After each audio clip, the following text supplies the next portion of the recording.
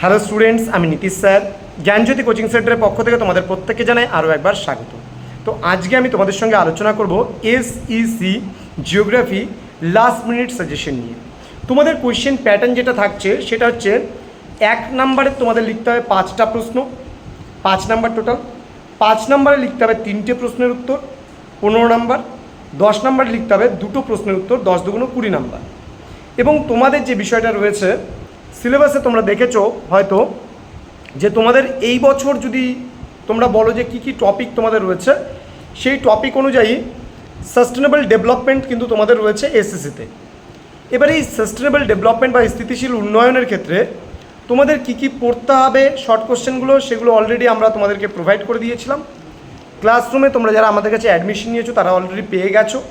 তোমাদের 2টো ইউনিট থেকে কোন কোন বিষয়গুলো তোমাদের পড়তে হবে আমি খালি শুধুমাত্র তোমাদের 5 এবং 10-এরগুলোই বলে দেবো। তো ক্লাসটি শুরু করার পূর্বে তোমাদেরকে বলবো, যারা এখনও পর্যন্ত আমাদের অফিসিয়াল ইউটিউব চ্যানেলটিকে সাবস্ক্রাইব করোনি তারা অবশ্যই চ্যানেলটিকে সাবস্ক্রাইব করে আমাদের সঙ্গে থাকো, পাশে থাকো।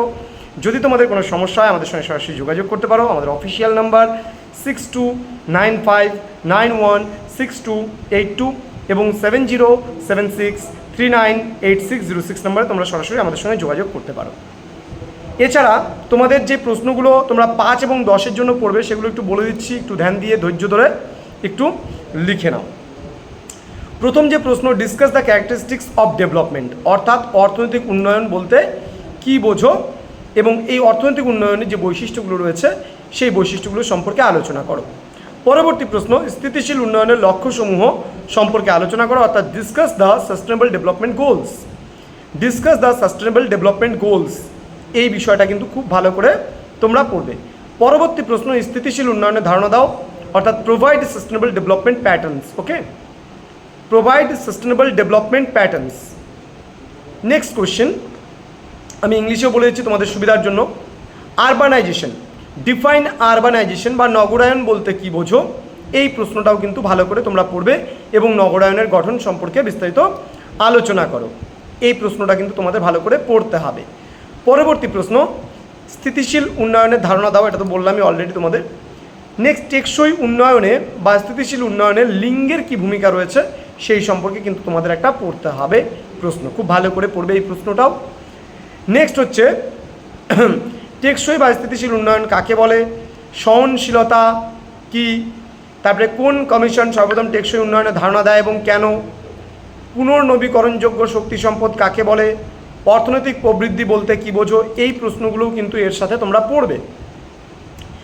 নেক্সট যে প্রশ্নটা আসবে সেটা হচ্ছে স্থিতিশীল উন্নয়নে উচ্চশিক্ষার ভূমিকা কী সেটা আলোচনা করো। এই কয়েকটা প্রশ্ন তোমরা মূলত পড়বে ইউনিট নাম্বার 1 থেকে। এবার ইউনিট নাম্বার 2 থেকে তোমরা কী কী পড়বে সেগুলো একটু বলেছি। টেকসই উন্নয়ন বা সাস্টেনেবল ডেভেলপমেন্ট বা স্থিতিশীল উন্নয়ন কিন্তু সেম জিনিস, এবং তোমরা টেকসই উন্নয়নের ক্ষেত্রে কিন্তু রামসার যে সম্মেলন সেই রামসার কনভেনশন কিন্তু খুব ভালো করে পড়বে। এখান থেকে কিন্তু প্রশ্ন আসবে এবং আসার সম্ভাবনা প্রচুর, এবং রামসার সম্মেলনের কি ভূমিকা রয়েছে সেটা সম্পর্কেও কিন্তু তোমরা খুব ভালো করে পড়তে হবে।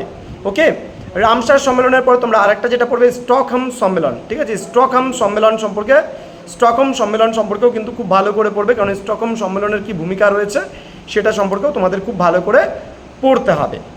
নেক্সট, স্থিতিশীল উন্নয়নের ক্ষেত্রে আর্থ সামিট যে ছিল সেই আর্থ সামিটে, যেটা ব্রাজিলের রিও ডি জেনেরোতে অনুষ্ঠিত হয়েছিল 1992-তে, এখান থেকে কিন্তু প্রশ্ন আসবেই আসবে।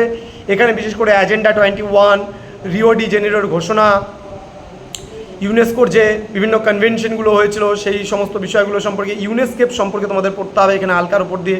এই সমস্ত বিষয়গুলো তোমরা এই টপিকটাতে পড়তে পারো।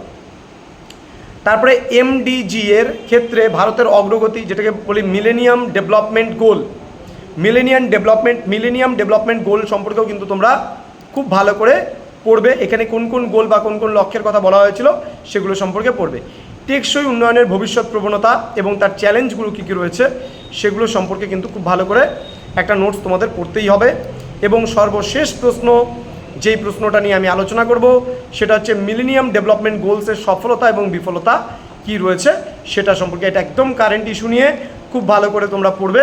দেখবে পরীক্ষায় এই কটা প্রশ্ন পড়লে তোমরা কিন্তু যে তোমাদের যে এসএসসি জিওগ্রাফি আছে সেই জিওগ্রাফি কিন্তু পুরোটা কমন পেয়ে যাবে। আর 1 নম্বরের যে প্রশ্নগুলো আছে সেগুলো এর মধ্যে থেকেই তোমরা পড়বে। বিশেষ করে কোন সম্মেলন কবে কবে অনুষ্ঠিত হয়েছিল, কোথায় অনুষ্ঠিত হয়েছিল, এই প্রশ্নগুলোই কিন্তু বেশিরভাগ আসে তোমার হচ্ছে এসএসসি জিওগ্রাফির ক্ষেত্রে।